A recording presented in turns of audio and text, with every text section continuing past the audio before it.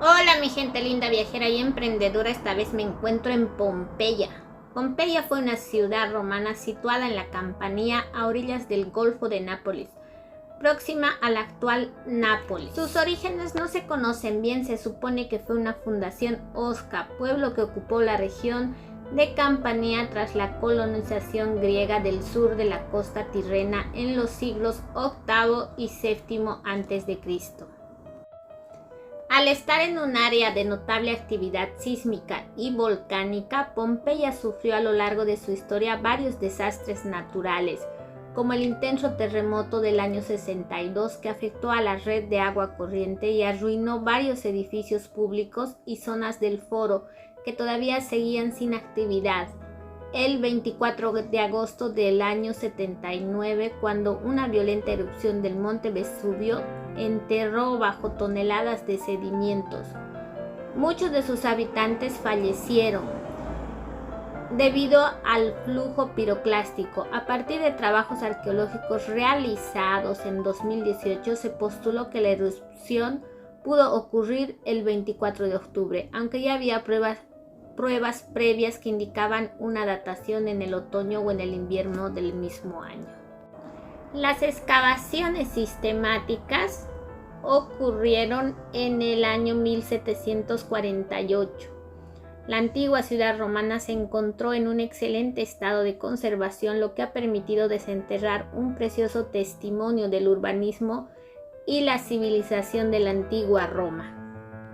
Los orígenes de Pompeya son discutidos. Los restos más antiguos hallados en la ciudad son del siglo IX a.C., aunque estos son de tal naturaleza que no demuestran que ya existieran un asentamiento allí.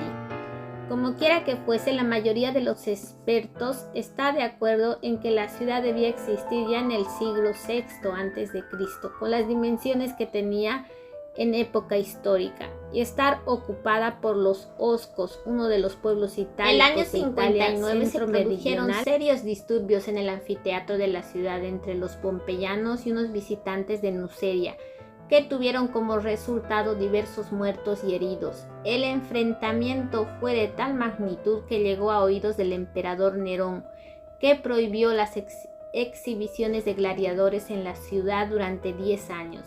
Y exilió a los promotores del espectáculo, entre los que se encontraba Livinello Regulo.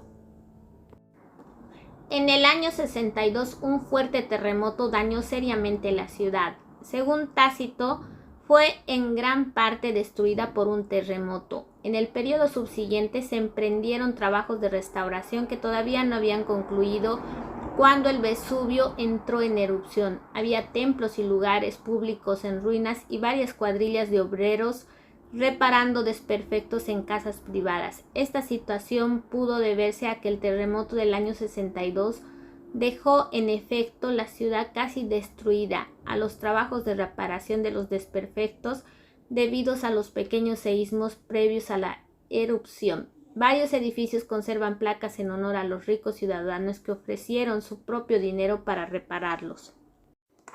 Pompeya es un destino turístico popular de Italia. Actualmente es parte del Parque Nacional del Vesubio, más amplio, y fue declarada Patrimonio de la Humanidad por la UNESCO en el año 1997. La ciudad ofrece un cuadro de la vida romana durante el siglo I. El momento inmortalizado por la erupción evidencia literalmente hasta el mínimo detalle de la vida cotidiana. El foro, como en toda ciudad romana, era el centro cívico y el corazón de la vida comercial de Pompeya. Era un amplio espacio abierto con forma rectangular, rodeado en tres de sus lados por una columnata y en el otro por el templo de Júpiter, con varios edificios públicos importantes en torno a él. Constaba de un área libre de 145 metros de longitud por 38 metros de altura. Estaba pavimentado en piedra. En ella se erguían estatuas conmemorativas del emperador, de miembros de su familia o de ciudadanos locales de alguna importancia. Era típico ver en el foro mesas o banquetas donde los vendedores exponían sus productos al público. se colocaban en los bordes de la zona libre junto a las columnatas y cuando llovía se trasladaban a los corredores, unos pasillos que estaban techados donde la gente paseaba y solía negociar. Al foro se accedía mediante una gran puerta de bronce. Dentro del foro no se permitía la circulación de carruajes. En el foro había tablillas expuestas al público donde se escribían noticias importantes de la época como el resultado de las últimas elecciones o la fecha de algún espectáculo, o incluso había gente que aprovechaba para exponer sus quejas o para hacer publicidad de su establecimiento. Un ejemplo encontrado de ello sería: Maserior ruega al edil que prohíba a la gente hacer ruido en la calle y moleste a las personas decentes que están durmiendo. Frente a la basílica se encuentra el templo de Apolo, dentro de una amplia zona delimitada por un cuadripórtico con 48 columnas. La cele está situada en un podium típicamente itálico, rodeado por una columna corintia con 6 columnas en su parte frontal. A los pies de la escalinata se encuentra una ara fabricada de travertino, cuya inscripción se remonta a la época de Sila. Cuando Pompeya pasó directamente al dominio de Roma, a la izquierda, según se mira a la cella, se halla una columna jónica en mármol gris y por encima de esta se aprecia un reloj de sol. El culto al dios Apolo, importado de Grecia, estaba muy difundido en la región de Campania. En Pompeya, como lo han demostrado las investigaciones realizadas en el área de este templo, se remonta al siglo VI a.C. Si bien su aspecto actual se debe a una remodelación del siglo II a.C. y una restauración posterior al terremoto del 62, que al momento de la erupción aún no se había terminado. Se supone que además de Apolo, de quien se encontró una estatua en el acto de arrojar una flecha, otras divinidades eran veneradas en este recinto: Diana Cazadora y Mercurio.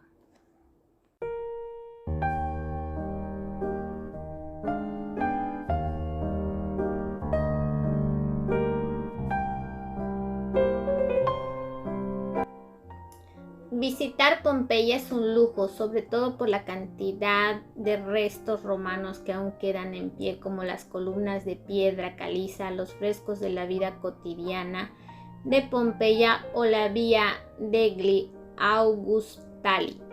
Aunque hayas decidido visitar la ciudad por tu cuenta, si te lo piensas mejor, puedes hacer una visita guiada por las excavaciones de Pompeya durante 2 horas.